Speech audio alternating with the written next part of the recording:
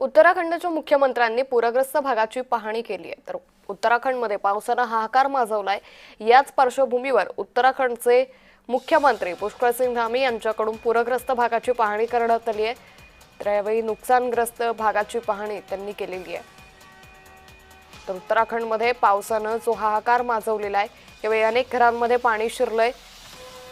त्याचबरोबर अनेक मंदिरं ही पाण्याखाली गेली आहेत। तर यावेळी बचाव कार्य मोठ्या प्रमाणात उत्तराखंडमध्ये केलं जात आहे आणि याच पार्श्वभूमीवर आता उत्तराखंडचे मुख्यमंत्री पुष्कर सिंग धामी यांनी पाहणी केली।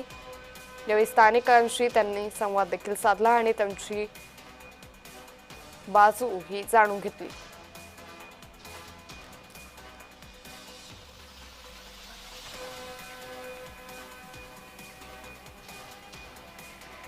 सड़क पूरी तरह से बह गई है, घरों को बहुत नुकसान हुआ है, सरकारी संपत्तियों को नुकसान हुआ है और पूरा जनजीवन अभी अस्त व्यस्त है। उसको सामान्य करने के लिए सभी प्रयास किए जा रहे हैं। बहुत सारे संपर्क मार्ग कट गए हैं। अभी नदियों का जो जल स्तर है वो भी काफ़ी बढ़ा हुआ है।